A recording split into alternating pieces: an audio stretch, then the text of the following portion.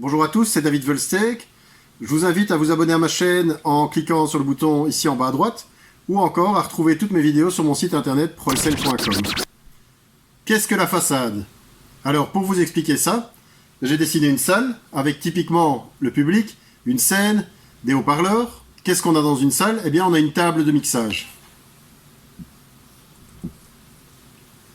Alors, ce qu'il faut savoir aussi, c'est que dans la plupart des cas, on a une deuxième table de mixage qui se trouve sur scène. On appelle ça une console de retour. La console de retour, elle va servir à quoi? Elle va servir à faire le son pour les musiciens qui se trouvent sur scène. Je l'ai dessinée à gauche.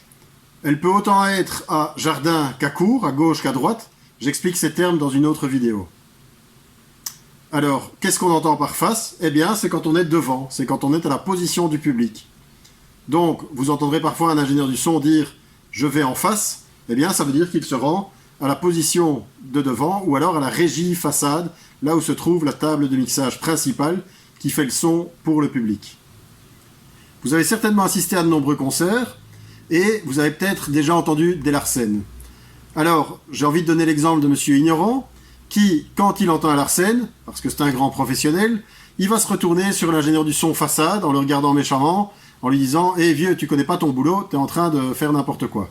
Or, ce que Monsieur Ignorant ne sait pas, eh bien, c'est que les Larsen proviennent, dans la majorité des cas, de la scène. Ils proviennent de l'ingénieur du son retour, de la console retour.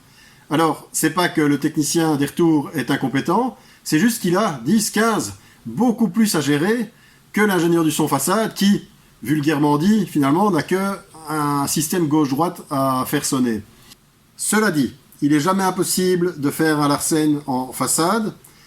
Maintenant, il faut être très mauvais, ou alors c'est la personne qui a installé le système, qui a calé le système, comme on dit, qui est très mauvaise. Comme ça permet de rejeter la faute sur quelqu'un d'autre, c'est quand même mieux. Non, ce qui se passe, c'est que le Larsen en façade va être très différent. Généralement, c'est les haut-parleurs de grave qui vont accrocher, et donc là, on aura généralement un son qui ressemble plus à un tremblement de terre.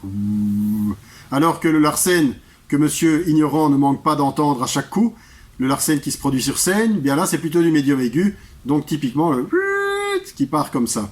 Je vous invite à voir ma vidéo sur le Larsen pour comprendre mieux ce phénomène.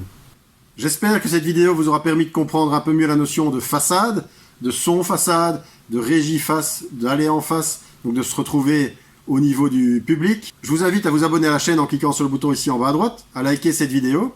Si vous avez des questions ou des commentaires, n'hésitez pas à me dire quoi, juste ici en dessous. À bientôt.